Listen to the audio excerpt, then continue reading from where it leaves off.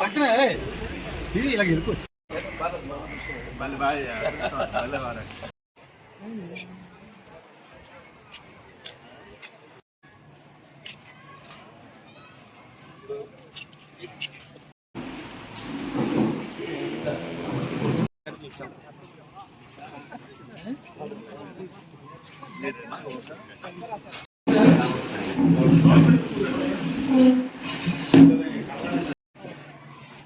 ఒకసారి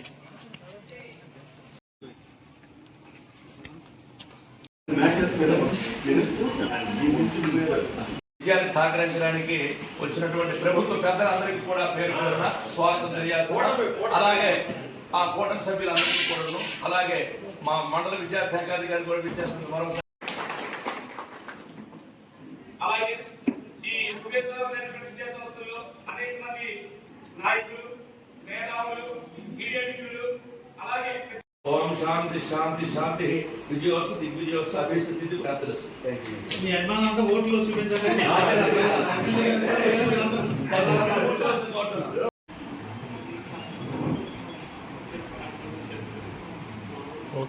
అయిందా? సార్ ఈ స్కూల్లో 12 మంది ఓట్లు ఉన్నాయి సార్.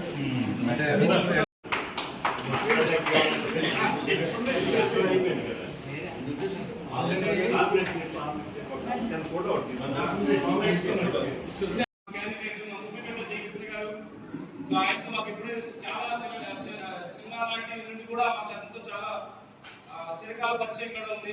ఈ విద్యా సంస్థను వ్యాపారం చేస్తూ ఆయన ఎక్కడికి వచ్చి మమ్మల్ని అందరినీ ఈ విధంగా పలకరించడానికి ఆయన ఇచ్చినటువంటి సమయాన్ని బట్టి ఆయన మనందరికీ ధన్యవాదాలు తెలియజేసుకుంటూ ఉంటున్నాం.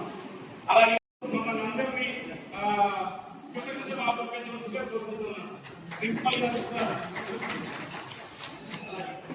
జస్ట్ కంగ్రాచులేట్స్ యూ ఇది అవసరం. అంటే ఎలక్షన్ కోడ్ అంటే మా దగ్గర ఫీల్ అవుతుంది.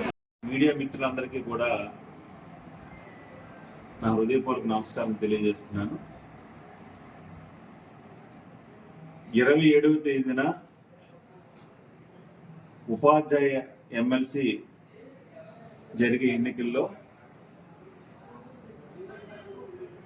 కూటమి తరపున పాకలపాటి రఘువర్మ గారు పోటీ చేస్తున్నారు. ఉపాధ్యాయులకి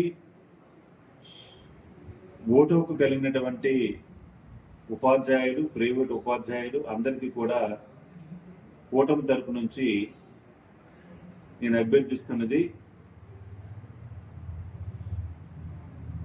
రఘువర్మ గారిని మీరందరూ కూడా గెలిపించాలని మనస్ఫూర్తిగా మీ అందరికీ నేను అభ్యర్థిస్తున్నాను.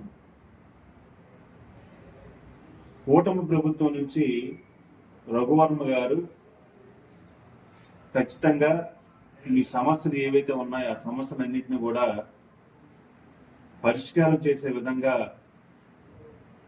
ఎప్పుడు కూడా మీ తరపున ఆయన ఉంటారని పత్రికాముఖంగా నేను తెలియజేస్తున్నాను.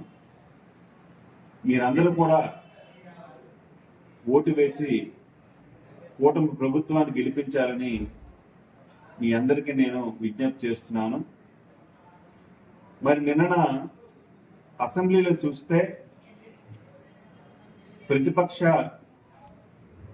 నాయకుడైనటువంటి జగన్మోహన్ రెడ్డి గారు అసెంబ్లీకి వచ్చారు. కేవలం 12 నిమిషాలు మాత్రమే అసెంబ్లీలో ఉన్నారు. మరి వాళ్ళందరూ కూడా ఎమ్మెల్సీలు కానీ ఎమ్మెల్యేలు కానీ స్పీకర్ గారి పోడియం దగ్గరకు వచ్చి ప్రతిపక్ష హోదా కల్పించమని మరి వాళ్ళందరూ కూడా గట్టిగా అరవటం, మరి గవర్నర్ గారి ప్రసంగాన్ని అడ్డుకోవడం చాలా విడ్డూరంగా ఉంది.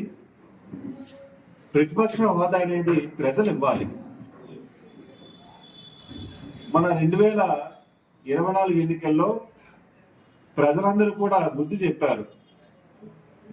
కేవలం 11 సీట్లకే పరిమితం చేసి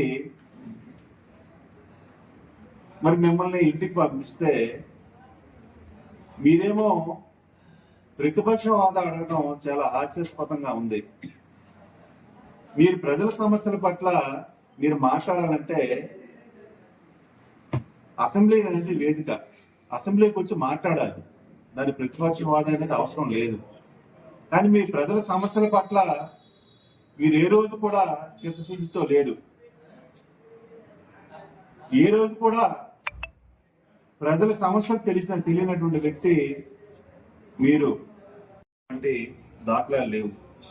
కాబట్టి ఖచ్చితంగా మరి మీరు ప్రజా సమస్యల పట్ల మాట్లాడాలంటే ఖచ్చితంగా మీరు అసెంబ్లీకి రండి, వచ్చి మాట్లాడాలి తప్పించి మరి కూటమి ప్రభుత్వంపై లేనిపోను మరి మాట్లాడడం చాలా విడ్డూరంగా ఉంది. ఇటువంటి మాటలు మీరు మానుకోవాలని జగన్మోహన్ రెడ్డి గారికి నేను తెలియజేస్తున్నాను.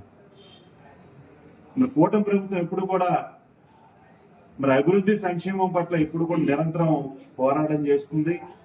ఖచ్చితంగా ప్రజా సమస్యలపై నిరంతరం పోరాటం చేస్తూ మరి ఖచ్చితంగా ఏవైతే ఈ రాష్ట్రంలో అభివృద్ధి సంక్షేమ కార్యక్రమాలు అన్ని కూడా మరి ఈ కూటమి ప్రభుత్వంలో ఖచ్చితంగా నెరవేరుస్తామని పత్రిక ముఖంగా తెలియజేస్తూ సెలవు.